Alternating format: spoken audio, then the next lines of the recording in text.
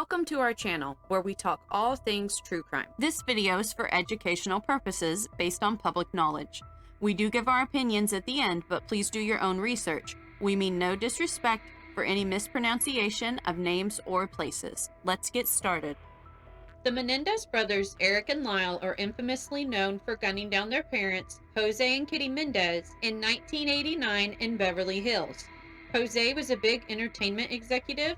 Lyle was 22 and Erik was 19. The brothers were not being looked at as suspects. Erik was falling apart and needed extensive help and therapy, so he went to see a psychiatrist named Dr. Oziel in late October of '89. Erik would express his guilt and remorse for what he had done to his parents.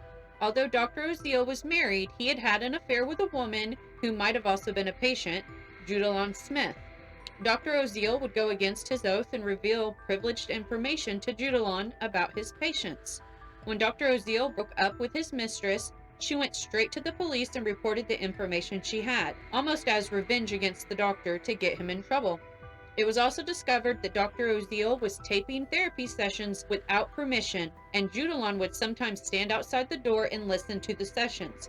This is what triggered the investigation into the brothers. Erik and Lyle did go on a spending spree after their parents' death, buying $60,000 cars and other luxury items totaling $700,000. The brothers were arrested in 1990. The Menendez trial was the first one that the cameras were allowed in the courtroom. This launched court TV that we know today. The trial would begin in the summer of 1993. There were two juries and each brother had their own lawyer. Basically, they were being tried at the same time but separately.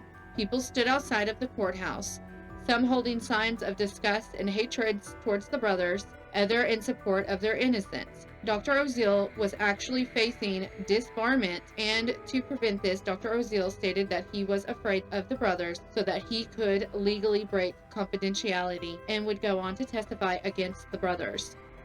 This case and trial became sensationalized by the media, and the entire nation was drawn to the case. Everyone was shocked that two wealthy kids from an upper-class family could kill their parents in cold blood. The brothers were portrayed as monsters and villains in newspapers and magazines.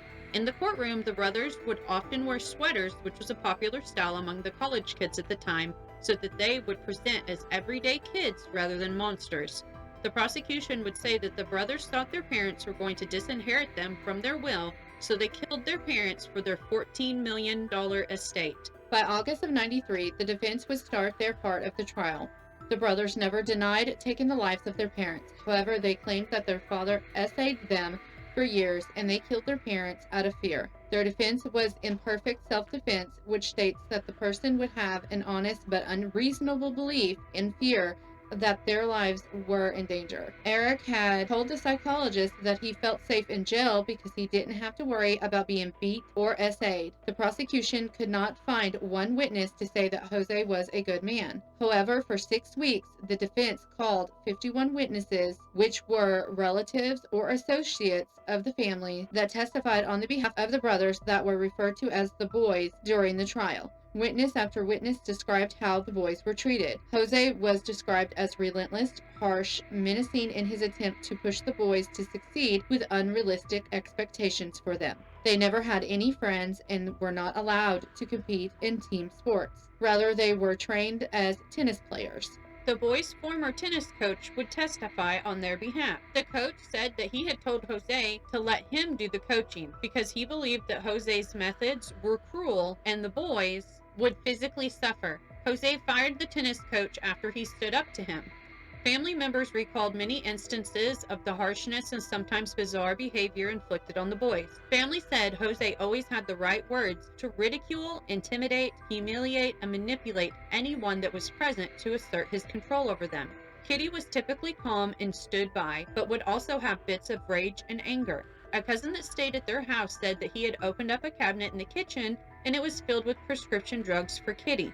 Others testified that Kitty did drink and sometimes in excess. It was also stated that Kitty had tried to end it all and was hospitalized. Erik remembers a time when he found a goodbye letter from his mom and she was going to end it all. He said that she would tell him things like, "Having you ruined my life and I can never be happy." A family member said that Kitty never wanted to have children. Erik and Lyle would take the stand to testify. Erik told about the pain training the boys were forced to do. They were taught to never express pain, cry out, or even have a look of pain on their face. The boys were told this made them weak and that, to be a Menendez, you never show your weakness. There was a lot of physical and emotional abuse. When he was being taught how to swim, Erik said his father would hold him underwater to make his lungs stronger for swimming, and would not pull him up until he was about to pass out. An aunt would testify to this story. Then the heart-wrenching testimony of how the essay began with the boys. Erik was only about 6. It started small and escalated according to him. Lyle was made to essay his brother as well. By the time he was 8, Erik said his father would tell him that if he told anyone, he would kill him, and then graphically describe how he would end Erik.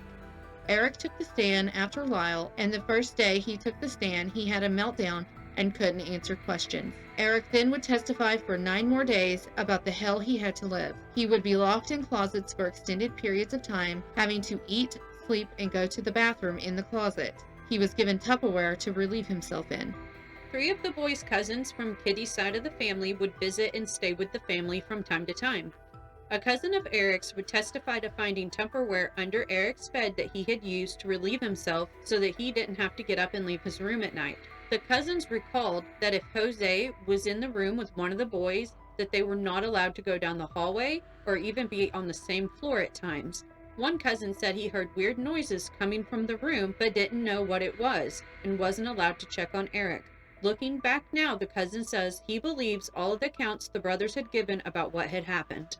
After 5 months of testimony, the jury deliberated for 19 days over the period of 1 month. One at a time, the boys learned that the trial ended with juries unable to reach a verdict, deadlocking between first-degree murder and lesser charges including manslaughter. This was not good news because they would have to go through another trial. It would be another year and a half of waiting to start the second trial. In the meantime, O.J. Simpson was arrested and stood trial in the same county. O.J. would be acquitted of his charges, and there was some public outrage. The O.J. trial added to the district attorney's office decades-long run of defeats in high-profile cases. The former assistant deputy in the DA's office said there were extreme pressures for a win. The DA's office was desperate. The brothers would start their second trial only 8 days after O.J.'s acquittal. The second trial began in October of 1995, and the brothers would have the same judge, Weisberg. He was not sympathetic to the brothers and already knew what the defense would be, so the judge barred a lot of the abuse experts from testifying and would restrict the allegations of abuse. Judge ordered only 1 jury and no live cameras were allowed in the courtroom, only still video. Majority of the 51 witnesses that testified on behalf of the brothers were excluded. They weren't allowed to speak much about the boys' childhood experiences. Judge made Erik testify of the experiences before anyone else would testify. Erik was not allowed to reference any psychological abuse, terrorizing, intimidation, or fear that occurred in the home. Lyle actually didn't testify because had allegedly made an arrogant comment to a reporter after the first trial, and the prosecution would tear him apart on the stand and wouldn't appear credible. So Erik would be the only one to testify to the horrors they'd lived through, and no one to back up his accounts. At the end of the trial, when the jury was given instructions for a verdict, the judge decided to remove imperfect self-defense as an option of conviction. The only decision the jury had to make was if the brothers were guilty of first-degree murder or not guilty. After just 4 days, the verdict came back as guilty for both Erik and Lyle. At sentencing, they avoided the death penalty even though the state was heavily pushing for it. Both brothers were sentenced to life without parole and sentenced to separate facilities as they were not allowed to be housed together. They have repeatedly appealed their convictions to no avail. The brothers have been productive members in the prisons they have been housed in. Erik participates in hospice services within the prison, and Lyle helps counsel other inmates. They both have married pen pals that had written them. In 2018, the brothers were reunited and are both being housed together at RJ Corrections Facility in San Diego. In the recent filed court papers, attorneys for the brothers pointed to 2 new pieces of evidence that contained corroboration of the brothers' allegations of long-term SA. A letter written by Erik to one of his cousins in early 1989, 8 months before the August 1989 killings. and recent allegations by a former member of the Puerto Rican boy band Menudo that he was also essayed by Jose as a teenager. Jose was an executive at RCA Records, which signed Menudo to a recording contract.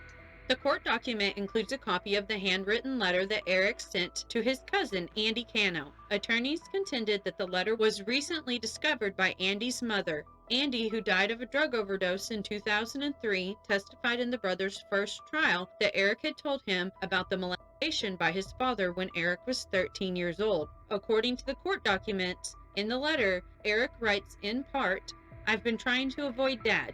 It's still happening, Andy, but it's worse for me now. I can't explain it. I never know when it's going to happen, and it's driving me crazy. Every night I stay up thinking he might come in. I need to put it out of my mind."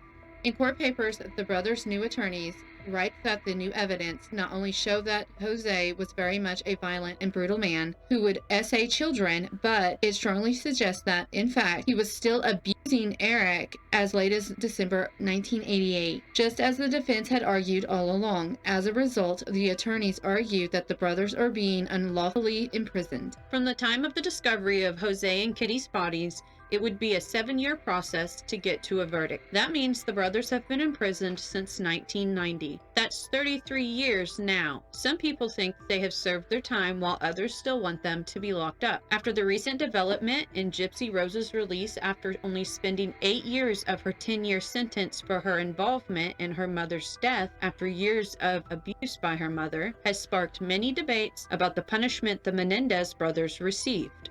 So what do we think? You know, I think I was probably about 11 and living in Washington at the time. I remember Granny always had the news on and the TV, and I remember, I didn't watch it with her, but I remember it being on the TV, you know, running in and out, playing, and I just remember knowing who the Menendezes were. Yeah. Even at such a young age, and that they had killed their parents for money. Like, that was What you thought, yeah. That's what I thought. That's what was put everywhere. And that's what I thought this whole time. Up until recently, information had come out, and I actually took the time to go back and watch the trial tapes. Yeah. And it was like, what? Like, that's crazy. Yeah. It's so heartbreaking. I think now, compared to then, the abuse of boys wasn't accepted that much. Does that make sense? They thought they were lying about it, or it just didn't happen as much as it did to girls. Exactly. Kind of like, they thought that the statistics were that it didn't really happen to boys. No. And if it did, it would be like a one-off. Yeah. It was almost like, because I had recently watched like a little docu-series on this, and there were a lot of people that weighed in on their opinions, like previous reporters, previous trial lawyers, not necessarily their trial lawyers, but one of the former reporters said that a lot of the female reporters believed the boys' allegations. Yeah. However, the male reporters and cameramen could not accept it as something that would be true. Yeah, you had talked about that, about how the dad had obviously a wife, apparently a mistress, so why would he essay his sons? That's what that was the As if opinions that of wasn't the men. something somebody would be capable of doing. Yeah, I mean, it doesn't even make sense, especially maybe in that situation. It was also another form of controlling the boys. Absolutely. And you know, we didn't go into too many details about what happened. One, because it's horrific. Very graphic. Very graphic. Like, I almost couldn't even get through all of the testimony, but how it started was like the dad wanted the boys to be exceptional athletes. Yeah. And so I think, and I could be wrong about this detail, but I think is it Greece where like the athletes would give each other massages and engage in intimate activities to make them better athletes. It's like some really old this is what the dad told the boys. So before the boys would go perform, he would give them massages, and that would help them perform better. At first, I think the boys thought, oh, my dad loves me, he's helping me be a better athlete. But then it just escalated from there. There were reports of them taking showers with their dad all the way up to like age 14. Like all three of them can go out and find the trial, because it was recorded. It's very like publicized. Yes, and I'll just warn you that if you go to look for the actual recordings of the trial, because getting different opinions, you know, from different media outlets, I don't think ever is like too good of an idea. But like if you have an opportunity to read case files and actually watch any kind of recordings of the trial proceedings, like that's where you're going to get the most information. Mm-hmm. But I will warn you that it is very graphic and gives a lot of details. So much so, some of it I almost couldn't even stomach. Yeah. Oh God. Ugh. So I'll just leave it at that. I think what changed my opinion on whether there was abuse that happened, which I didn't even know about the abuse part as a child. I just was like, oh, these boys they killed their parents and went and spent their money and now they're going to jail. But when you watch them testify, there's no way that you can fake the type of emotion that was on their faces or in their eyes. Because Lyle, at the first trial, Lyle would testify first, and he's the older brother. Yeah. And when Lyle is like talking, you literally can see Erik breaking down like at the table. It was such raw emotion that I don't think could be mimicked. And I think that's what kind of changed my perspective on them. See, until like recent, like with the Gypsy Rose thing coming out and people bringing them back up, again, I thought even other people who have covered true crime, they just kind of made it out like these two boys were really, really wealthy. Their father was, very strict, disciplined, and they killed their parents for money. Yeah. And went on a shopping spree. Apparently there's like a famous basketball card because there's a picture of the boys sitting courtside. Oh, yeah. And apparently that's like worth a lot of money. But given the fact of what they went through, people can only handle so much before you snap. I'm not saying what they did is right. No.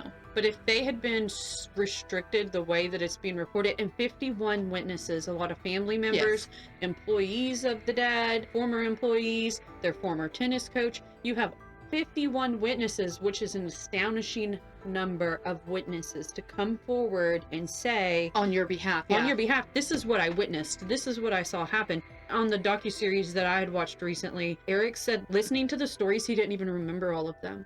Yeah. Like, because there was so much that had happened to them, certain things just imprint on your brain more than others. Yeah. And I mean, it was just astonishing listening to other people's accounts of how they were treated. And it sounds bad, but they probably didn't think too much of it because they were treated like that all the time. Like, that's what I would think is like, oh yeah, that did happen, but it probably happened a lot. And I don't remember that exact, time that you're telling it, because I was just used to thought that was normal. That's how we got treated. I mean, because people are probably like, well, at the time that they killed their parents, they were quote unquote adults.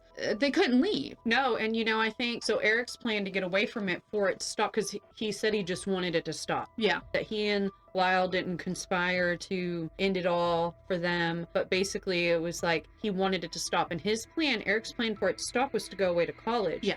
And something happened where his dad told him he wasn't going to college.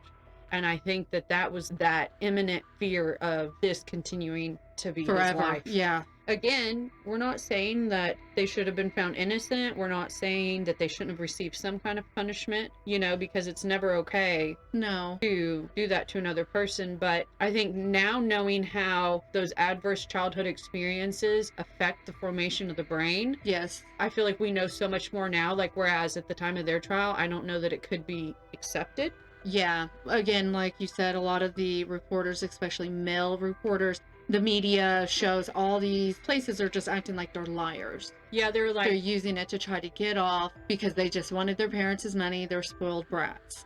Yeah, they did go on a spending spree, and I'm not trying to justify it, but I'm just thinking, okay, if they had been sheltered and kept under such a tight lock and key situation, that was probably the first time in their life that they ever felt like they were living. That they were free. And they were spending money, but no, I don't know how I would act in that situation. No. Also, whenever the trial first started and the boys came out, there's recordings of them kind of smirking and smiling. Erik said that he was so uncomfortable and terrified, it was just like a reflex. Like the first day that Erik was testifying, he had a complete meltdown. Well, so because they're in prison, they're getting jail. They were like in the county jail before they were sent off to their prisons. They were being given, their meds each day. Well, Lyle gave Erik his Xanax. So he had taken 2 Xanaxes that day because his anxiety was so high. And literally, like, I'm not sure who's asking the questions, whether it's his attorney or, the prosecution. But he's literally like, you can tell, like, he is freezing. And she would ask a question and he would like say yes. And he's like trying to find his words without just bawling. And he's like trying to get the words out, but like he had to leave the stand. He couldn't testify.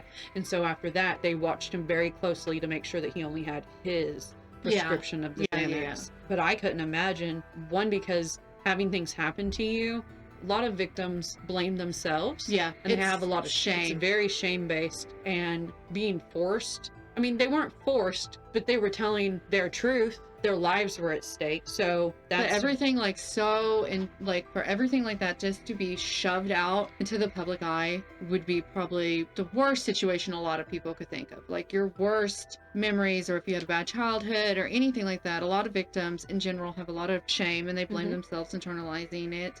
And then not only to have it put out there, but have people tell you you're a liar.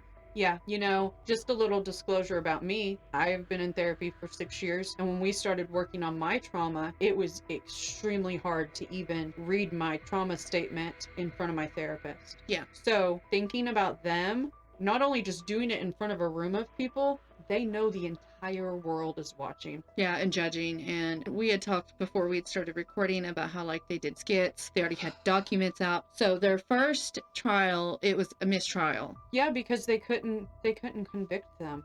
No. The second trial, like the judge was just like, one, why are they getting the same judge? That's what I thought. Like, I feel That like seems he's weird. going to be biased. He is going to be because biased. it's in, I don't know, the same county. But yeah, he was not sympathetic to the boys. And maybe just like a lot of the men felt, which I'm not grouping men together, but I know that a lot of the male reporters and cameramen, they just didn't think that that could happen. And but it seemed very biased, kind of like the judge had already made up his mind about the boys. And then he wouldn't allow. The thing is, though, you should allow all the evidence that was in the first trial for that jury to get to listen to it, to get to see it. That's how they make a decision. Yeah. And he restricted it so much. And I think that's what the boys' biggest problem was. It's like, let everything be out there. And then let a decision be made. So then it feels fair. Yeah. You know, whatever you decide our punishment was. And I think the fact that also the judge wouldn't allow the imperfect self-defense, I feel like they didn't have a fighting chance. No, they didn't. Because they never said they didn't do it. No. They said they did it, but what they said was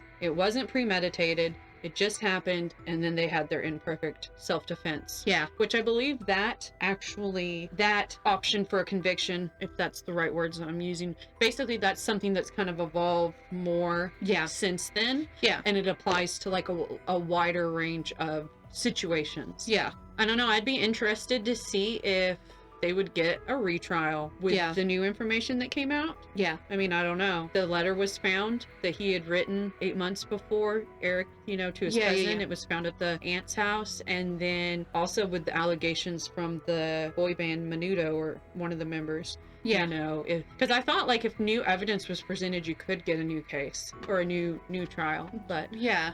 Because they got life in prison without the possibility of parole. And that just seems incredibly harsh, really. That doesn't give you a right to kill somebody for that reason. And I get that, but, you know, we're not saying they shouldn't have been punished at all. But the fact that now they're in prison for their life with no chance of getting out. And then, like, other situations, like with Gypsy Rose, she'd gotten 10 years. 10 years, yeah. I mean, I don't know too much about that case. I don't know either, other than, you know, she was under years of abuse from her mother. Yes. And then her and her boyfriend killed the mother. But I don't know what her involvement was in it. I don't think that she was the one that physically did it, but she only got 10 years and then was released early. And it's like, not that their situation's the same, but like in the grand scheme of things, they were both abused for years by their parents and caregivers. And now those people are not here anymore. I'm curious if this case was tried today, what type of outcome they would have gotten rather than back then. I don't know. It's just very interesting. It is interesting. I think a lot more things would be brought into play, like their mental health. I don't think that it would immediately been seen as them lying about their allegations of, you know, being essayed by their father. I just think a lot more people are aware that those things happen. And it doesn't matter if you're a straight guy and you got a wife and a mistress. I don't know what that even has to do with anything. Or that you're rich. It happens across all socioeconomic groups. And I mean, again, it's just stupid that they're just like, he's married. He has a mistress. Why would he do that? Oh, and there were a bunch of books that were written, and I think between like the trials, this one guy, he like pushed his book big time, but it was called The Abuse Excuse, and how you're not going to use the abuse excuse to get away with blah blah blah. And it's like if you legitimately fear for your life, and you would in that situation, if you're being abused all day every day and you finally think you're going to get away from it, go to college, because people are just like, why didn't you just leave? Why didn't you move out? Probably because they were being threatened. Well, that if they leave, that one, they have no money, they have no social skills. How are they going to survive? They had no jobs. No, they were forced to be like pro athletic. Well, they weren't pro, they were like in the minor leagues. Yeah. But they played a lot of circuits in their area. They were really good in their area, but the tennis, But I mean, you really don't know how you would react unless you were in the exact same situation, the exact same factors, but to act like they should have done something different. Maybe they should have. But then if they would have told the police, I mean, who would have believed them? Plus, the dad described in detail, allegedly, what he would do to them if they told. Yeah. I mean, that right there says they're terrified. And so their improper self-defense made sense. It did make sense, and I feel like they at least deserve another trial. Someone else to shine some light on this, and at least maybe give them the opportunity for parole at some point. You know what I mean? What do you guys think? Had you heard of the Menendezes before? What was your opinion on them? Have they changed at all? Do you think they're still cold-hearted killers? Let us know in the comments below. If you liked this video, please consider subscribing and turn on notifications for future videos. Until next time, stay safe.